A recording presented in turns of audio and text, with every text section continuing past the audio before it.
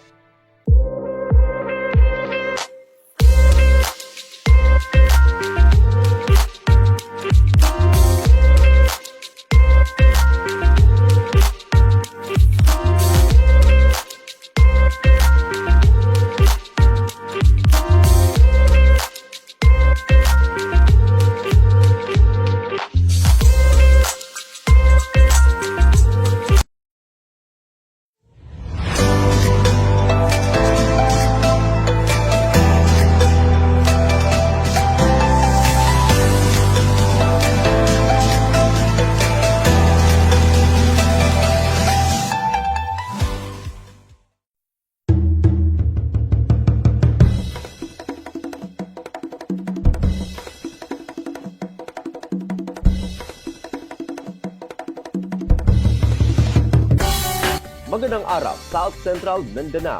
Narito na ang mga pangunahing balita sa Soxergel Headliners ngayong Oktubre 12, taon 2024. Serbisyo ng MDRRM sa Bayan ng Kabakan, tiniyak, kahandaan ng bawat Kabakenyo palalakasin. Narito ang ulat. Sa kampanya ni Kabakan Mayor Evangeline Pascua Guzman na iligtas ang sarili, ganoon din ang iyong katabi. Ipinag-utos nito sa Municipal Disaster Risk Reduction Management Council na mas palakasin ang pagbibigay ng tapat na kaalaman sa publiko sa usapin ng kahandaan at kaligtasan. Aniya, ito na ang panahon na iparamdam sa publiko na hindi lang nakikisabay ang lokal na pamahalaan sa mga programa, bagkus ay gumagawa ito ng sariling programang nakatuon sa kahandaan at kaligtasan. Pinasalamatan naman ni Mayor Guzman ang mga kasapi ng Kabakan Incident Quick Response Team sa patuloy na pagbibigay ng mabilis na aksyon sa mga insidente. Samantala, inilahad din ng MDRRM na nagpapatuloy ang kanilang mga programa tulad na lamang ng assistance sa mga vehicular accidents, pagtransport sa mga pasyente at decrease. Ako ang inyong kaibigang Apolinario Terdi Valencia para sa Soxergel Headliners. Coffee cupping, ibinida sa mga bumisitang ATOP delegates sa lungsod ng Coronadal. Narito ang ulat. Maaga pang tinungo ng may 200 tourism officers at mga delegado ng Association of Tourism Officers of the Philippines o ATOP ang City Hall lobby ng pamahalaang lungsod ng Coronadal bilang bahagi ng kanilang Central Valley Immersion Tour kahapon, ika-11 ng Oktubre taong kasalukuyan. Malugod naman ang pagtanggap ni City Mayor Eliordo Ojena at City Tourism Culture and Arts Officer Elric Batilaran sa kanilang pagbisita. Samantala, natunghayan naman nito ang Art of Coffee Cupping na ibinida ni Mr. Kenneth Bahade na isang licensed coffee professional at coffee shop owner. Ipinatikim naman ang sari-saring lasa ng kape sa mga ATOP delegates. Napag-alaman na umabot sa 1,200 na delegado ang nasa lungsod para sa kanilang ATOP National Convention. Sa kasalukuyan, nililibot ng mga ito ang iba't ibang tourism destinations sa lalawigan ng South Cotabato. Ako ang inyong kaibigang Apolinario Terdi Valencia para sa Soxergel Headliners. Para sa uling balita, 125 na benepisyaryo sumailalim sa tupad orientation na pinangasiwaan ng Peso Takurong. Narito ang ulat.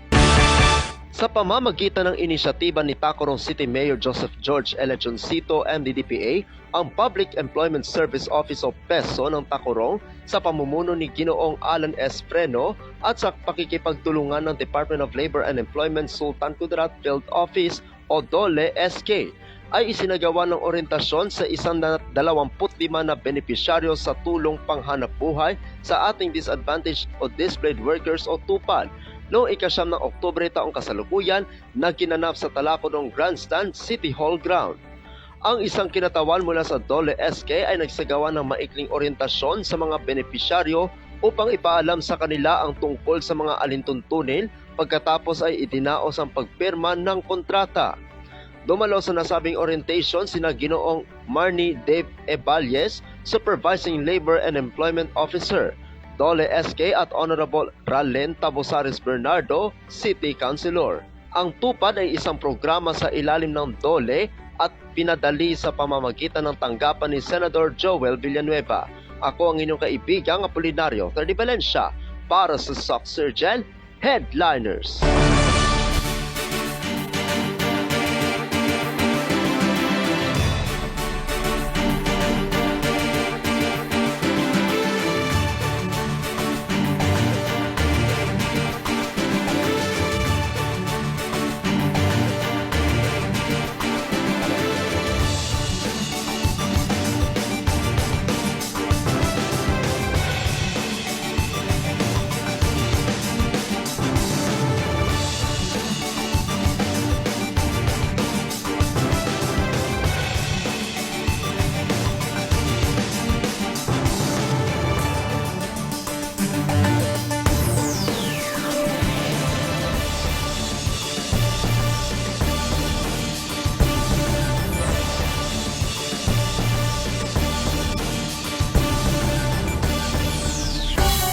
Atin ang kabuuan mga balita sa araw na ito.